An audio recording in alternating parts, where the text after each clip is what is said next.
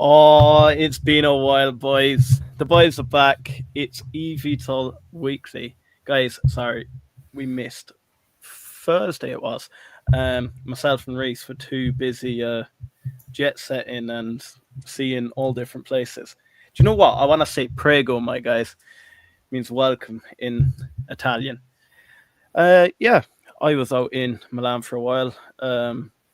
Reese was out in Paro. Enjoyed ourselves, sitting back, relaxing. It's what investing's all about. Look, um, it doesn't always have to be about stress. It's nice to sometimes sit back, chill out, and reflect on everything. But no, we're back for EVTOL Weekly. So my name's Liam. I am one of the host bros here with the co-founder, Race himself, Big Race. We then have the biggest Archer bull known to man. We have Dylan down the bottom, and then we have Mr. Juicy Fruit himself. We have the pilot, Mark Berry, down the bottom corner. Guys, how are we getting on today? Names are like call signs. You do something stupid, and then it lives in infamy. You're going to be forever known as Mr. Juicy Fruit, my guy. I know. Reese, how'd you get on your holiday? Yeah, very good. I think it was a good day, a good week in the market, let's say. And yeah, getting a bit of sun, resting, recuperating, no stress, no work. Yeah, it was nice. It was nice to sort of just relax, not be constantly on my phone or be checking the market, and then coming back to a bit of a surprise then when I did switch back on. So yeah, it was an interesting week really. And as Dylan was saying earlier, I'm quite excited to see what this week brings, because I think at the moment we're sort of on that tipping point. Are we going to explode up, or could we be pulling back maybe a little bit, correcting? Well, Dylan, Archer did push up quite nicely this week. What is it, up 2.94%? How are you feeling, my guy? You did say it to us pre-stream. You think next week's going to be a big week, whether it's 20% up, 20% down.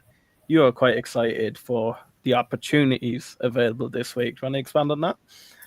Yeah, and I guess a little bit just to start. But this is one of those days where almost I don't like to say the word wish, so hope that the eVTOL stocks would trade 24 hours so I could kind of get a feel on how they are going into Monday, and if there just is any extra retail momentum or excitement going in. For me, the additional excitement would be based around a little bit of the FAA news. I'll kind of tap into that a little bit later. But yeah, related to a few different things. I'll let you guys expand.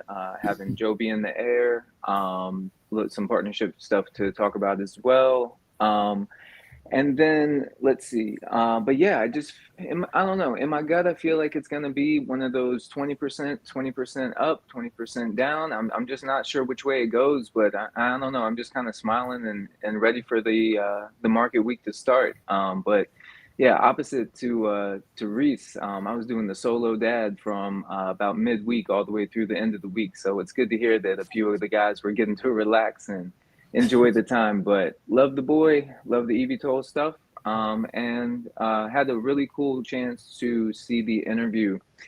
I believe her name is Molly O'Shea. That she did with Adam. It was somebody brand new to me. So if you don't mind, I'll just shout out her on YouTube. She has, I believe it's called the Sorcery Podcast, or Sorcery would be the channel. So some really cool interviews on there.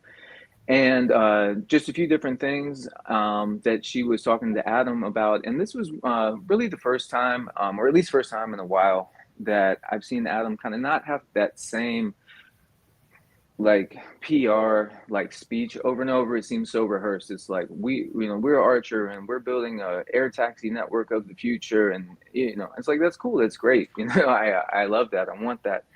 But it was cool because again, for me, one of the things, and even it's so can be so silly to others around Archer, I was so curious about why, just the why and why they had that commercial with Usher.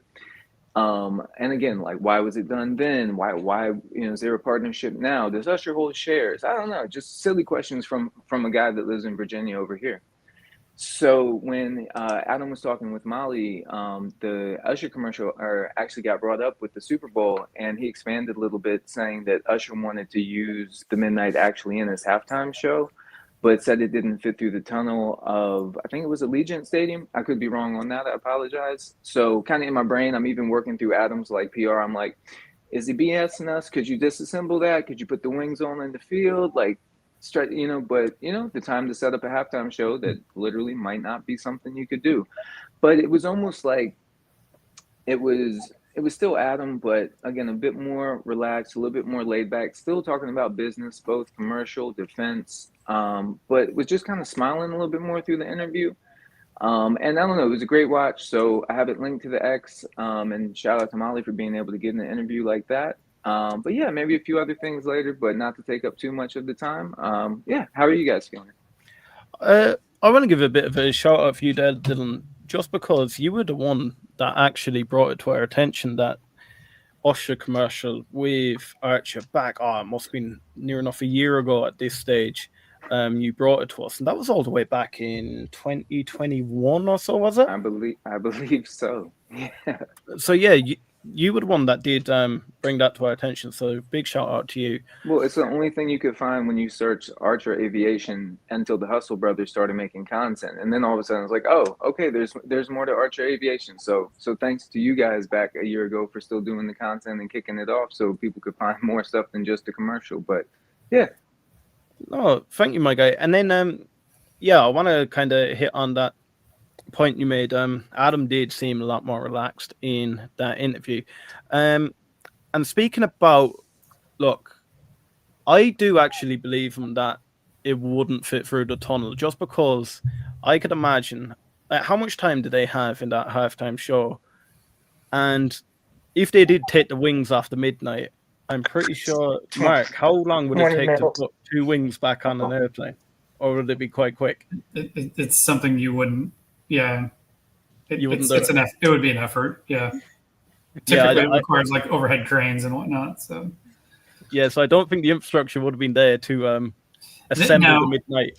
Now, outside. what they could do is make just a very large foam Midnight that's completely made out of foam, and like you could have just this enormous scaled model, and it doesn't have to be the full size, and it could be all wrapped in a wrap, and like you could do a scaled model, and that would be awesome.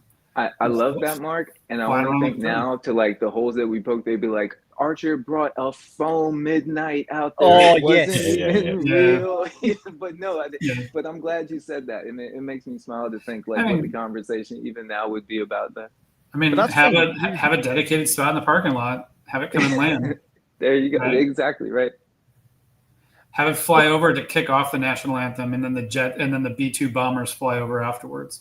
Right? There's a lot of stuff you could do. I can't wait for it. No, but you hit on a good point there, Dylan. It feels like the whole community would attack Archer if they did such a thing. If they did do a scaled model made out of foam. I know a few individuals in the chat that would jump on that. I'm not going to name them, but they would not be able to hold the payload though. Yeah. They wouldn't be able to carry nothing. They never will be able to carry anything, all that sort of stuff. But it's nice to be able to smile about it though, But yeah. But no, Mark, how are you feeling about this week? Are you anticipating 20% up, 20% down? You sitting back relaxing? What are you doing? I'm watching Archer closely. I've added my position of Joby a bit. I've added to my position of HOVR. Dylan and I touched on this last week when we did the stream, that Archer's market cap right now is 1.6 billion, and they've got 2 billion in free cash flow right now. So I mean, they're and like if you were to add up everything that they have in value, they're pretty much right at their market cap. So I think it'd be pretty tight for it to continue to go down unless there was some really bad news that came out. So I I think I would be more bullish on Archer than less bullish, just because of all of the sentiment that's coming out in the space. I think that you've got with the pilot program, of course, they're going to be. I would expect they would be a selectee in the pilot program that'll get announced later this year. I think there could still be. I go back and forth. I almost think they could come out and say, yeah, we need to do a design change, or we're a little bit behind because of a design change. But then they could come out the same day and say, oh, but we've added all this extra momentum with either defense contracts or just what we overall see the market going to be in the next year to 2 years to 5 years. That it's, I don't know. I find it hard to see the stock price go down. I can be proven wrong, but if it goes down anymore, I'll probably be adding some to my portfolio as well. Reece, how are we feeling? What are we going to do? Yeah. I just want to jump off the back of Mark's point there. I do think it's getting to quite a nice sort of zone where it's looking like quite a tasty price, and you could see a big multiplier for when they do sort of get their stuff together. And once the design is there, we already know that Adam's going to do his best to sell it and get it out there. And there's obviously a demand. Like you see their order book, is it 6 billion or something of that in that sort of stratosphere. So once they have got up and running and the manufacturing starting to go, like I think that you'll be seeing that 826 and you'd probably be rubbing your hands together. But obviously with all the short reports coming out and it being compared to the Nikola of the skies and all this, like, that's I just wish you were on that stream so badly. The Nikola of the skies, my guy. that would have definitely have scared some people because they will obviously see the headline and not read into it or do any of their due diligence, and straight away they'll just cross that out and think, oh, I don't want to get anything near that company. But obviously it's just a headline to just grab views and get people reading their articles. Yeah, and then, like I said it, I've said it for the last month or so. Look, I'm heavier in Joby at the moment than I am Archer, and the reason I was because, look, we can more or less say Joby is going to get certification first. However, I did say I will start adding Archer again in the $8 range. We are in the $8 range. I'm going to be honest, I didn't add last week because I didn't have the market on my mind, really. I will be adding Archer. I'll be adding Archer up until around 950, 970. So it may take me back over on Archer. I may be heavier on Archer than Joby, but I will keep you updated on X. Horizon Aircraft is another one. I am planning on going on big this week, boys. And the reason I'm planning on going big, there was an article that came out, and we will cover it in a minute, where one of the, I think it's Zach Small Cap Research, have reiterated their price tag of the 12 months for $2. Look, I'm skeptical going off analyst price targets, but it is great news because they've reinstated that. Look, that 17 million Canadian dollars in cash, so that's around what, $12 million US dollars. They've reinstated that that'll be enough to get them to the full flight demonstrator. So that way we know that what Brandon was speaking to us about on our interview, he was telling the truth because he has openly said it to all the investors. But I want to jump into the comments before we jump on to Horizon. Now, guys, before you click off, we will be getting back to Archer and we will be getting back to Joby. I notice a lot of people think we only speak about Joby or we only speak about Horizon or we only speak about Archer. But I've actually noticed is whatever we start the stream off with, they think once we stop speaking about something, that's it. We're not going to speak about that company again. Guys, we intertwine all the companies throughout the stream, so don't panic. We will be touching on Archer again. We do have Keegan says, "Hi, gents. Tom, big shout out, my guy. Hey, guys, hope everyone had a great weekend. VAR CNC, you know, Vast, I do need to have a chat with you. I noticed that, look, I was away when we had scheduled that interview with you. So Vast wants to come on one of these EVTOL streams and have a chat with us. He's quite big on drones. So he's going to teach us a little bit about drone technology. I think it's ONDS and... He likes UMAC. Not to put him out there, but talk with him a lot. He's a really good guy. So, you know, I'll keep the name private until he comes out. But Vast, always good to see you here. Always good talking with you. So that's, yeah, absolutely.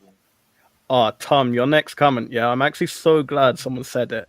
Yeah. Because I was thinking of it, and as Dylan was explaining it, I was like, I don't know the venue though, so I didn't want to look stupid. And because everyone else just kept quiet, I was like, maybe the venues are closed roof. So I was like, I'm not going to say it because I'm going to look like an idiot. But who needs to tell them when you can fly it in? The only thing is, though, that's such a big risk. That's such a big risk. 2021, there was no way they were going to be able to do that. If you're talking about now, I reckon they could. Yeah. Then Tom says, supernal news of the pause bearish for the whole industry. I don't think, but there was a clean technical article making the case. Clean Technica article making the case. I'll actually have to bring that up. VAR-CNC says, only thing you need to watch this week is Fed cuts. Everyone says it's priced in, but you need to think about the stock market as the weather and your stocks as the tree saplings. It'll be good. It'll be a good week to grow. That's actually a nice analogy there. Fed cuts, my guy. Speaking about Fed cuts again. I feel like this whole past 12 months, I think the Fed cuts more than ever, or the Fed rates more than ever, have really shocked the market. So yeah, it will be interesting. Look at how far up the S&P has gone, even in those 12 months. You know, it's kind of crazy. So to think that, you know, the potential 25, maybe 50 bips are on the way is like, yeah, and especially for the small caps, you know, and that's going to help them out as well. So. Engineering question. So this one's for you, Reece. Oh, shoot. He's on it. Not sure where the battery packs are in Joby and ACHR, but would it make sense to have the battery packs more of an external position where they could be quickly switched? So, Reece, what are your thoughts on that? Yeah, Reece, I think they're internally in the back. Yeah, internally in the back. I think this one's for you. Yeah. So it's a good question, and it's a logical question to think that you could just swap out batteries. But it's not that simplistic because of thermal runaway. Joby's, I believe Joby's batteries are up in the wing, fairly close to the fuselage. So most likely outboard of the fuselage or above, you know, above the cabin area. But they're all in the wing section. And those are like the batteries are in a sarcophagus. And then that is held into the structure. So and I would assume it's the same case because that's a certification issue. If you have runoff or if these batteries run away, I have a thermal runaway, so they catch fire. They need to be contained, and they're pretty much contained in these titanium boxes. So the plan, particularly for Joby, is you'll always recharge, and it's interesting because their recharge port it actually has it has prongs for, you know, recharging the batteries, but then it also has liquid cooling ports as well, because the batteries have liquid cooling or its own thermal management system so that the batteries are always operating at an optimum temperature. Either they'll cool up or heat, or they'll heat them up or cool them down. And when you're recharging a battery, if you start dumping a lot of current into it, which is what's going to be required to recharge them, they're going to get really hot. So this recharge port not only has the recharging, prongs to transfer the power, but it also has these 2 ports that will run liquid cooling throughout the system while it's recharging as well. So you can dump an enormous amount of energy into the batteries. They get hot, but then you bleed that heat back off by cycling this thermal, a cooling medium, a liquid, like an antifreeze. We call it typically PAO. Yeah, so the batteries will not be switched out. They are internal to the airplane, and but it is. I mean, it makes a good. It would be quick. Honestly, I think they're at the point where their use cases, as soon as the airplane lands, a ground crew walks up and they immediately stick the charger in, they lock it in, and it starts recharging. And then you go and you get the passengers out, you offload them, and by the time the new passengers come in, it may take 20 minutes or something like that. You'll have enough of a recharge at that point to go and fly the next sortie. Then Tom says quick change packs also introduce more failure points at the connector. Yeah.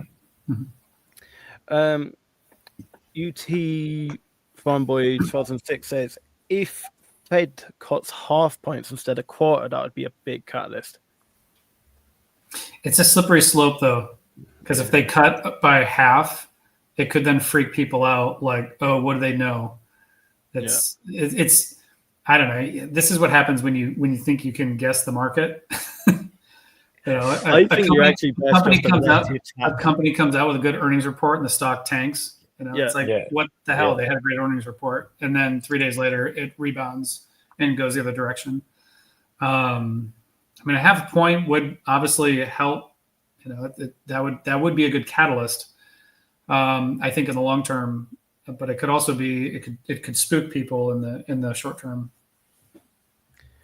Then James says, "Good to see you again. Yes, please do keep talking about all companies. We will be, my guy." And then we have James says, "Interest in how positive news has come out and not much happened. We've seen this before. Joby getting like a cold spring, perhaps." Tom says battery packs are distributed across the nacelles. I'm happy you said that and not me, because a nacelle is typically where the engine is housed. So like if you see like you have a pylon which holds the engine on, and then around the engine area is the nacelle. Right. I think we need to jump back to Horizon, because I know we do have quite a few Horizon fans in here. So what I'll do, I'll share the screen if I remember how. Here we go. So Zach Smallcap Research does say Horizon continues to make steady progress towards development milestones, increasing the 12-month valuation target to $2. So my biggest point on this was that they have reiterated that of the next 18 months, they'll be able to complete their full-scale demonstrator model with that 17 million in cash. So 17 million is not 17 million US dollars, it's 17 million Canadian dollars. So it is around 12 mil there. Look, I'm getting more and more bullish. I don't know, is it because we have that personal touch with Brandon? But I'm just getting more and more bullish. Like, what are we trading at around the moment? $1.70. Yeah, 166 after hours. Over the it's been flat over the past while. Like, it's up 5%, but like over the past month we're just yo-yoing up and down. I do think there is a big catalyst due to come out. I know some of the Horizon boys do believe Bombardier is on the case. If that ever got announced, if we ever heard even sniffs that Bombardier, that'll be all she wrote. So, look, I would just be gutted in myself if I wasn't quite heavy in Horizon. Now, when I say heavy in Horizon, I don't mean the majority of my portfolio in Horizon. I just mean I wouldn't mind having 10, 15,000 shares of Horizon, just letting it sit, seeing what happens. But I will be monitoring it. I'll keep you updated, guys, on my buys and sells. Look, at the moment, I have 1,000 shares of Horizon. So if I do up it, I will let you know. Guys, any thoughts on Horizon? I'm bullish Horizon.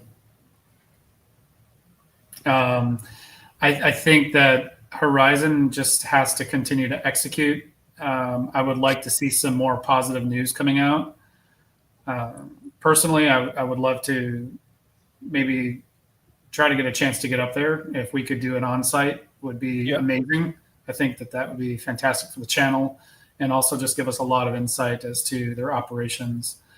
But they're in that growth stage. They're in that stage where they've got the money to build their concept demonstrator or their technical demonstrator, and so it could be quiet for a bit. And I don't think you should get nervous if it's quiet for a bit. The stock could actually come down a little bit just because the volatility could drop if it's quiet. It could come down a tad, but they're just in that phase where they've got to. They just have to execute, and it takes time to bake a cake. So right now they're just putting the dough together, but they will get there. And but with that said, they could be generating more interest in the background. I had a pretty long conversation that Matan had actually posted with one of his, one of the fans that follows him pretty closely. He went down, he had a bit of a rabbit hole, but he's gone down. He's been following HOVR a lot for the last few years and is extremely bullish HOVR. And I'm going to follow. I agree with him on some sentiments in terms of the design, and that is why I'm the most bullish on HOVR. But and so I would love to hear potentially like they did that investor conference at the Harvard Club about a week ago, or a little over a week ago. It'd be fantastic if some information came out from there. I would like to get, it'd be great if we could get more news, but again, they're in that phase where they're just chugging along, baking the cake. And I think this whole industry do go. You noticed it with Joby. As soon as they started pumping out news, we just accelerate. You've seen the acceleration in the stock. I feel like, and it's same with Archer and the fans, because there's no news about it. People are starting to get skeptical, and they start getting pessimistic very quickly. It's always people think no news means bad news. Sometimes no news is great because they're actually doing what they're supposed to be doing. And if I could add something in on that too, Liam, and I was going to say with HOVR, I think with HOVR, what Archer has been doing, and this is going to be for the actual stock price within the ticker, and then with what Joby could be doing, or we'll see if there's again another acceleration and bump in that stock price as well. I think something, excuse me, that can keep me bullish on HOVR. Like Mark says, if volatility changes, you could see some drops in the price. But if you are having high volatility or still those same volume days, and that stock price is consolidating, if you're getting these different, so if you go from the technical side and look at the chart, and even if you go out, it could be a week, a month, 3 months, but if you're in this consolidating range, your stock is usually building a pretty good bottom and a floor there at that price. And then again, with your catalyst, you can have those opportunities to keep going up. So for me with HOVR, kind of like you say, with the note, we'll get the news on the investment, like you said, what Mark was saying on HOVR, hopefully. And then, with Archer for right now, I don't know if you guys listened to the stream, but last week I was pretty pessimistic out there on Archer, kind of feeling a little deflated on it. And that's why it's good, again, to have the community kind of have the thoughts bounce across and, kind of just shake me back into some of the things of the higher conviction in the company that I'm investing in. But again, so like with Joby, as you saw the big run up, there wasn't very much time of that consolidation until that open gap was able to get filled. So in any of these eVTOL companies, as we know that there's the 1, 3, 5 years, depending on the companies, either for certification, mass manufacturing, the ramp up in manufacturing, sales of aircraft, defense contracts. So again, just kind of saying during these consolidating pieces of times when we're not getting any news, it's kind of nice that we're not dropping 5% every day when we're not getting any news on these stocks. So just again, to any point of that, just sometimes stocks go through consolidation phases, and those can be accumulation phases for an investor if that's what if they feel like everything's still intact with the company. I want to hit on a big point there, Dylan made, and it's not even about Horizon specifically. I want to give a big shout out to both Dylan and Mark last week doing the first solo stream together. Guys, in the chat, show your appreciation. They done Amateur amazing. hour. They done amazing. Come on in, B squad. Myself and Reece actually was speaking prior to the stream about like how to improve EVTL content, how to get more news out to you guys. What do guys like? You've seen me running polls an awful lot, and there's a lot of changes going to be happening in the hustle bros at the moment. We will be speaking to Dylan and Mark about it at the moment. So, guys, you're both sacked after what you done the last day in your live stream. But it's been nice knowing you guys, and thanks for everything you've done. Nice knowing you too, Lee. Guys, there will be a few exciting changes happening. Do you know what? This is gonna roll quite nicely. I really like it. Christian says, love these guys. Mary, they did an awesome job. Do you know what? Thank you. Love it. Thank you. Then I want to go to Reece. Reece, Horizon, you adding? You sitting, holding, see if news is coming out? Or are you just concentrating on the likes of Archer and Joby at the moment? Yeah, well, I think HOVR have my favorite eVTOL. I like the use cases.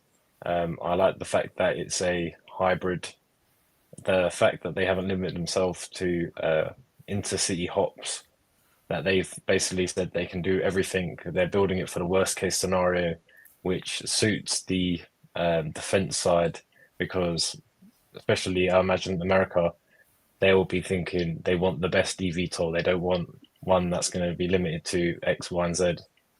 And if it comes out that HOVR design an aircraft that can go from extreme heat to extreme cold and is the best for the driver, I could see a massive demand for it. Like the only little asterisk I have next to it is funding, manufacturing, and because obviously I think they could eventually manufacture, but we also need it to be in like a relative time frame. Like if it takes them 15 years before they manufacture their first one, it's not really quick enough, because at that point the whole market could have boomed. And I imagine Joby and Archer will be sitting, and they're probably taking over like the lion's share of the market. But speaking to Brandon, like very impressed. He's a very like open, straightforward, and seemingly honest guy. So and I believe in his like vision, and I like the HOVR sort of approach at the moment, where they're not going to be flying them themselves, that they're just basically selling the aircraft or eVTOL, and then being like, yeah, we're done with it now. I think it seems like a lot simpler. It seems like a streamlined way to be doing the business. I don't normally invest in micro cap companies, but there's just something about Horizon. There's something about the whole project that I can actually see it coming to fruition. Yeah, I know we've spoken about that 12 million. Yes, it does get them to the first flight demonstrator. But what happens after then? Yes, there is going to be some dilution taking place. Look, Brandon spoke to us about the many options they have about cash raising and that they want to protect the investor. But as an investor, it does not upset me knowing that going forward there will be multiple rounds of dilution. As long as they're able to achieve these timelines they're setting out pretty early on. As long as they're able to... Look, I think Mark asked a question on the interview about when can we see certain milestones, and Brandon said that wasn't public information. However, we can sort of split it into 6-month timeframes if we really want to. I wouldn't take that as gospel. If they miss within the 6 months, I wouldn't panic. But look, I am looking for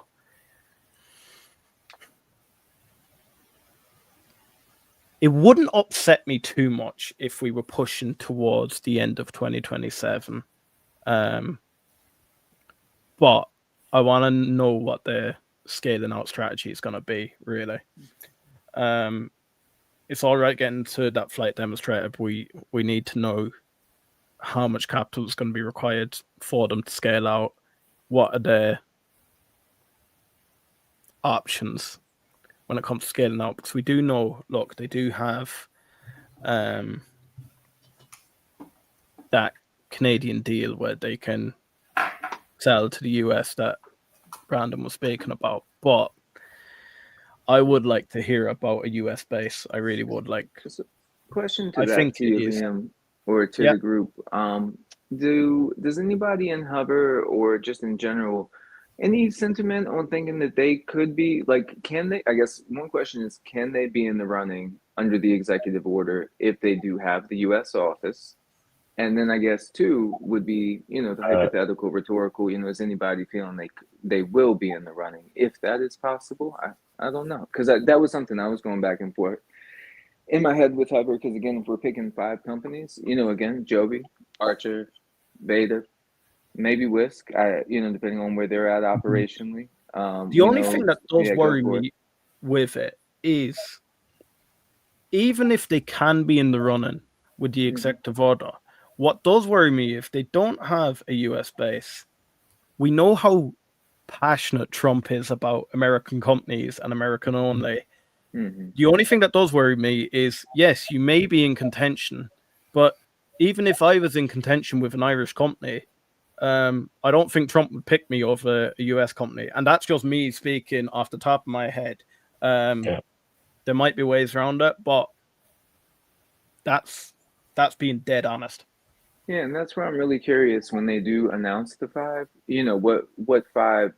Of those companies. And again, if I'm reading it right, is it 5 EVTOL companies, or is it 5 EVTOL / drone? Or are we in a separate pie chart here? On those 5 RFP selections. So I think in my head, I've been locking that in as that's 5 EVTOL projects to go through submission and to be selected. So yeah, really curious to see that list come out.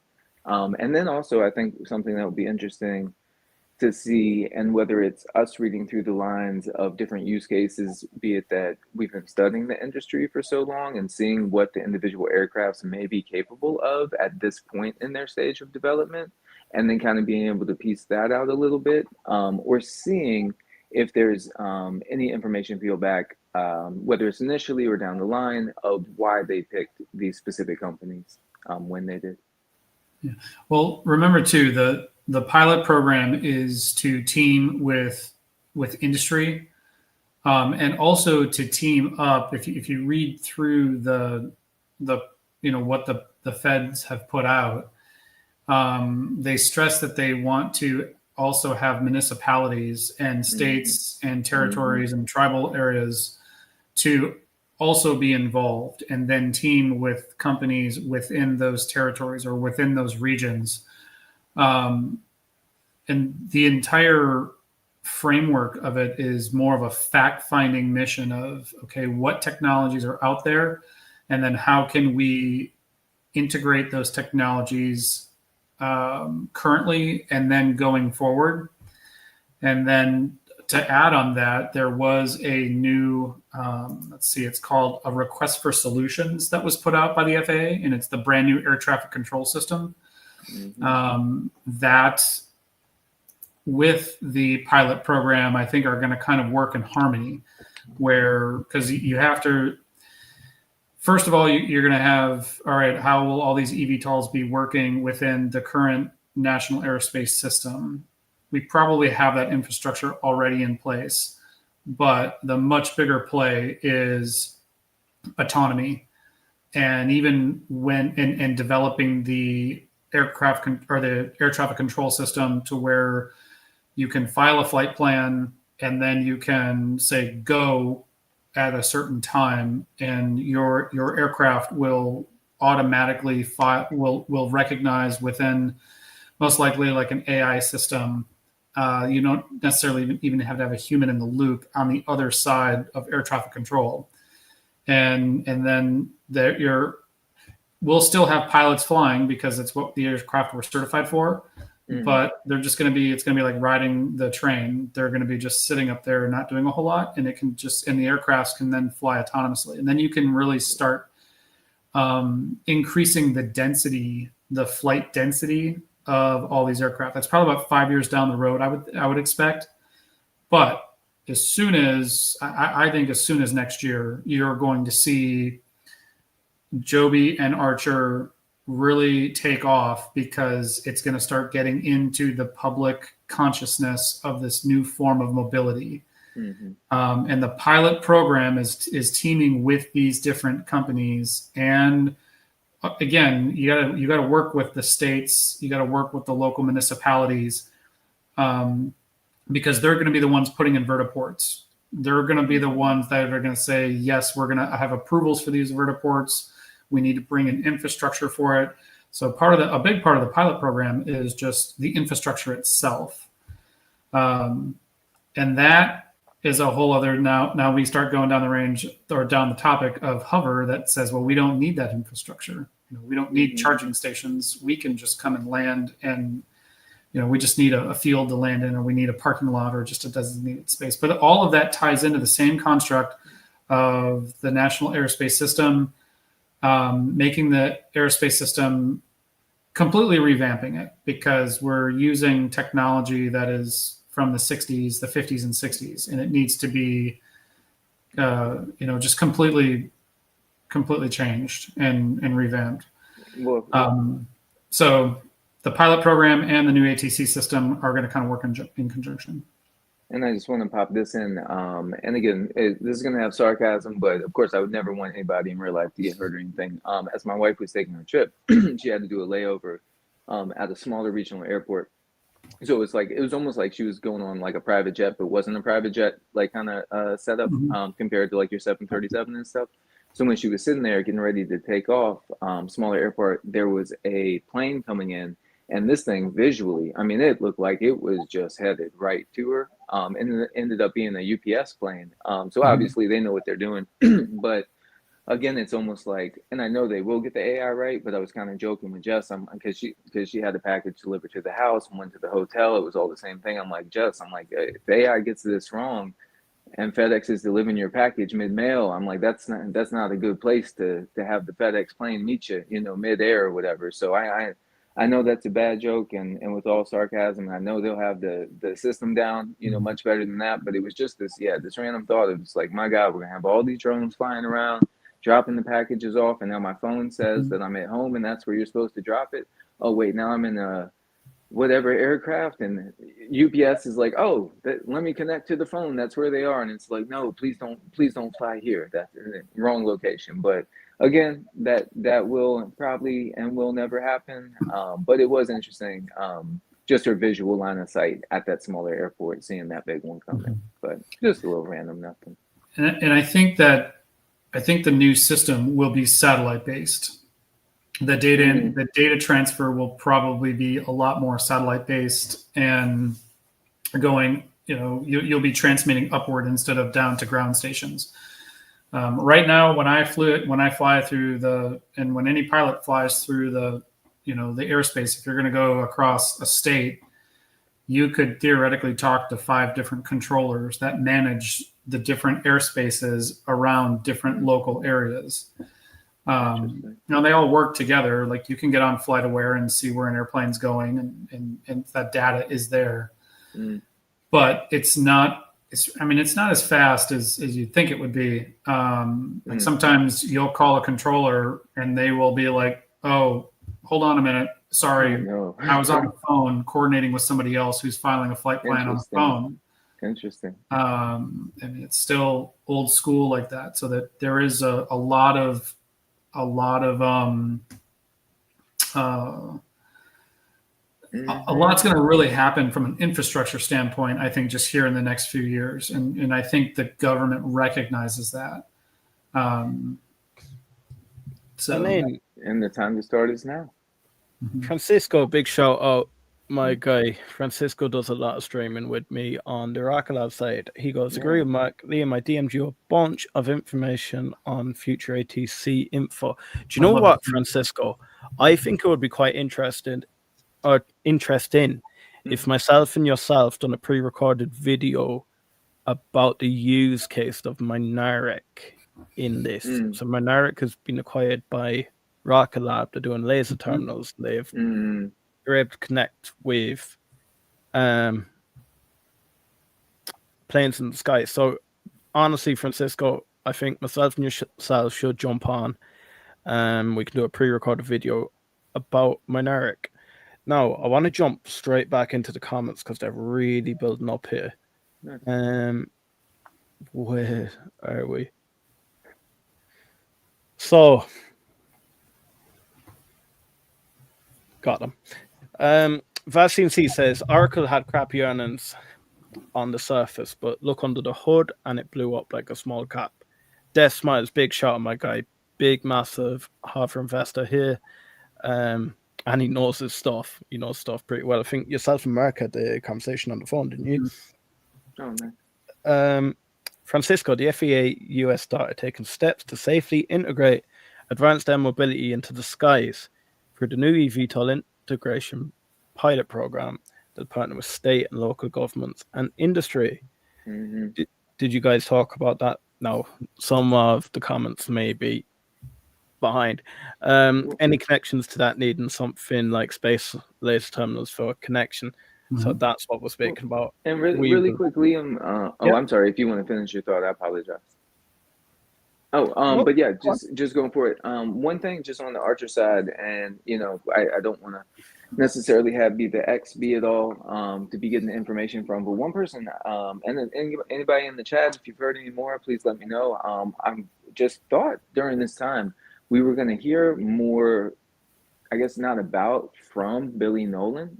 Be it that he was acquired, brought on to Archer team, and it seemed like he was going for FAA administrator, but decided wasn't going to take that position, or the safety administrator, and wasn't going to take that position, and came over to Archer. So that was one thing. Again, I want to say that was maybe, and I could look at the spreadsheet, but call it October through December 24 when he was brought on. And for me, that was one of those just kind of, okay, as we build out the roster, build out the team, it's like, okay, now we have Billy Nolan. Now, I'm going to be transparent. Did I know anything about Billy Nolan before I saw that article he was coming to Archer? No, not a single thing. So I've heard mixed reviews about some people in the industry, he's not their favorite, kind of ... but I won't say kind of what the rest of it, I just don't know. But yeah, just something on the FAA and safety, and just kind of, I don't know, Billy Nolan, where you at? Where you been? What's going on? So if you got anything, come on back to us. We're happy to have you on. Then UT Fanboy says, with the battery tech VTOLs are currently using, how long are the packs going to last with continuous use they are planning? Hopefully they aren't too hard to change out. No, they can change them out. You just don't want to be swapping them between flights. They would be like, all right, airplane's going down for, an inspection. Most likely these aircraft are going to require all commercial aircraft, if they're being used for commercial use, they are required to have a 100-hour inspection. So every 100 hours of flight, the airplane goes down and then it goes through an inspection cycle. And that can vary. There are certain aircraft that may need that timeline could be moved to the left, or but the minimum for all certified aircraft requires is a 100-hour inspection. It actually loses its airworthiness until that inspection criteria is done. So that would probably be an instance where they'd be, all right, battery life is going down. We need to swap out the batteries, and they would do it. And then, Well, and I could be wrong, but I want to say that the number 100 stands out in my head, and I don't know if it was 100 flights, 100 flight hours, but something about 100 and 500 seems to be the other number.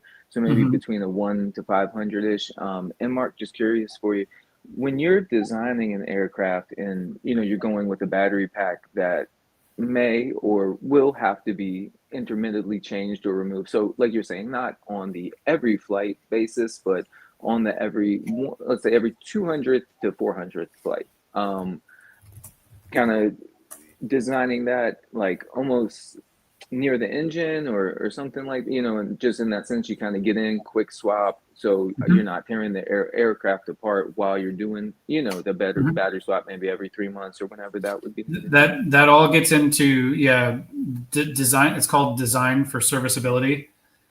And that's a big aspect of aircraft design now. Like back in the day, like you'll get certain there's certain general aviation aircraft. Like I fly a Mooney, and the engine compartment's really tight. You got to take off a whole bunch of panels when you do an inspection. So when I do an inspection, it takes a long time to do the inspection just because you have to get all these panels off. And you'll hear mechanics complain about that.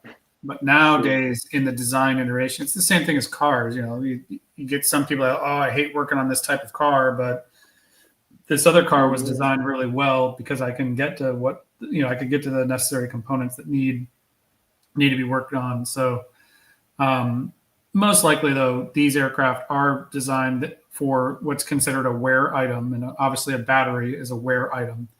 You would have quick accessibility to it, so you could change it out. Yeah, love that. Yeah. So the next comment then is from Francisco Ramirez. I know last week it was proven space to airplane laser comms, and the FAA is looking to update their air traffic control system. So I imagine that was jumping on what you guys were talking about last week. UT Farmer Boy says he's got a split of HOVR is 20%, Joby is 40%, and Archer is 40%. Wow. That is the EVTOL bull right there. Yeah, that's the industry bull. I like it. I like it. But if it hits big, that is that's a home run right there. Well, and something, Reece, you I feel like helped ingrain in my mind, and Mark's always a great person to bounce, my bullish and bearish thoughts off of. And again, we're all investing in the eVTOL sector at different ages in our life with different goals in mind. And again, maybe some people still doing it for the day trading. And one just quick maybe bullish thing on Archer. I've liked that we haven't had crazy intraday lows. For a while, it was those 5% intraday. It was like big trading days where if you were a trader, you'd always be able to snag that 5%. So it's been nice where there's been smaller swings in there. But again, to the ETF portfolio that the gentleman has, it's interesting because again, it's almost like, if you have 10 years, if you're okay having that 1 year at the beginning where maybe you're having a 2% year, 4% year, something under the S&P. But yeah, that long-term goal is, with the right place to work out. So just again, as we all go into it at different times, different goals. But yeah, really cool and hope all works well for the gentleman with that portfolio. Yeah, I guess jumping on that, I think it's easier to be able to predict when you look at the bigger picture. But like similar to what Mark was saying earlier about a company can have like an excellent earnings report and then tank the next day, and then a week later be like rebound and be straight back up. That was like an AMD. Yeah, that was like an AMD almost this year too. Any sort of day trading. That's why I've always got the bigger picture, just long term, and I've like stopped doing the short term day trades because I just seem to always be on the wrong side of it, no matter what happens. So then I was like, you know what? I'm going to just look for the long time horizon. And then if it does go down, I'm a bit like, well, I wasn't going in for 1 month or 3 months. I was going more for years into the future. And like you're saying, no, keep going. I'm sorry, Reece. Sorry. No, that's it. And it's just that it's a bit easier to see a time horizon and then make your judgment based on that. And as long as you believe in the company and you think that's where it's going, I think that's the key for it, really. Well, and it's one of those things, and what's the word you guys use, like the herd mindset. But again, totally fine if there's the swing traders, the day traders, and everything like that. But it's been nice. We're having kind of the community to I don't know. Oh, and the point was when Lee and Ives had that the ticker was Octo. And I think it like came out Tuesday or something, and that thing was like a 4,000% up in a day. And at 8:20 in the morning, it's $10. By 10:30, it's at 35 to 50. And I'll tell you, if I wasn't a little bit tingly to say I'm ready to dump my full Archer position, jump in this thing at 9 o'clock, and see if we're gonna ride it up, and then jump back out and get the Archer shares. But I know me, the moment I jumped in, that's when the musical chairs would stop. It's called quantum entanglement. Quantum entanglement. and that full effect. So again, and all great to anybody that made money off that trade. But just again, I appreciate the community that we have and fellow-minded investors that for me in those times, even for Vast, I think I was texting with him. It was just the extra super conviction and just like, no, we're good. Why blow up a year of conviction for what could be a day of a high gain? Or I'm going to sit there and look at my phone for every second and pray that I get out of this thing on top. But yeah, that's it. Right. What I'm going to do, I'm going to skip quite a few comments because they're all just getting mixed up now, and I know we've been on nearly an hour. So we have Dom saying, Mark pulling off on the side of the road last week to stream to ensure the show goes on. What a champ.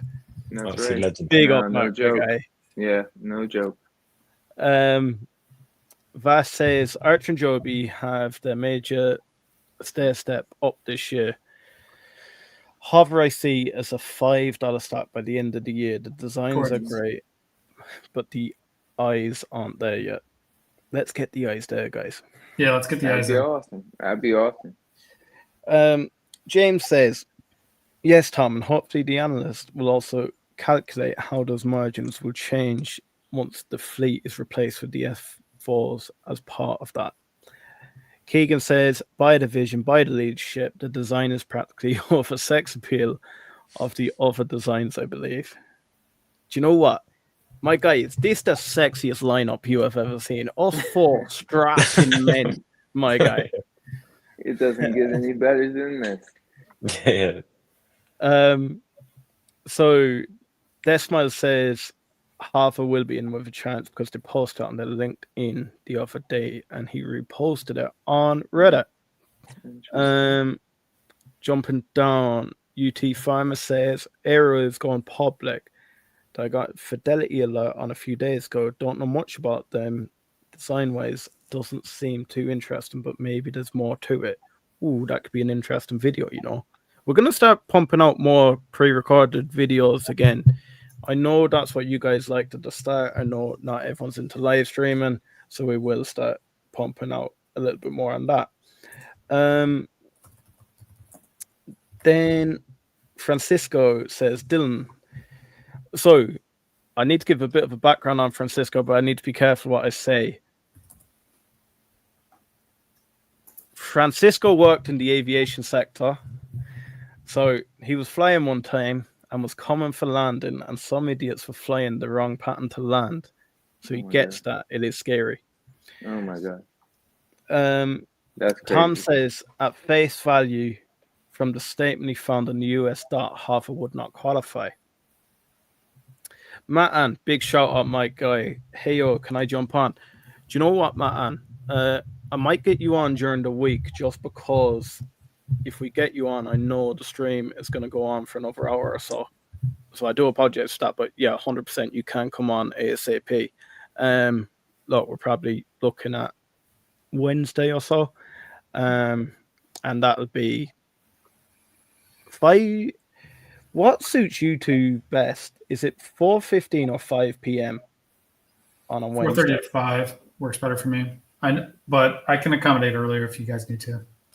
I'm a bit the same. If we can get in the 4:45-ish to 5, I know you guys are on the nighttime part. It just works better, but that's just being honest. But we're always flexible for you guys over the pond. Yeah, so we'll be going live from 4:45 p.m. Eastern time on Wednesday. So, Matt, and we will have you on some stage there. Francisco says, Mark, nice cockpit. When are you doing a live flying? I gotta get that Tesla. I'll shoot some videos from the cockpit, but right now the prop on that airplane is in the prop shop getting worked on. But once I get it up in the air, yeah, it'd be awesome. Right. Francisco then says, what are you flying? I'm jealous. I fly an old Cessna 172S with all 6 packs. Yeah, that's a Glass Air 1 RG. So that's my 2-seat experimental. And I put a Garmin G3X, and it's still got an old 430 in it, but it still does the job. We have 2 pilots talking back and over to each other here. Love it. Right? That's so cool. Christian says, I like the idea of hydrogen cells. Vass says, be careful, Francisco. Flying a Cessna with 6-pack is what took out. Okay. No, it didn't. John Denver was taken out by flying an experimental. Mark with the facts. Mark, you fly the Dr. Killer. So he posted that when I mentioned that I fly a Mooney, and that's not true. A Dr. Killer is a Bonanza, a VTL Bonanza. Okay. Francisco I'll take my Mooney into anything.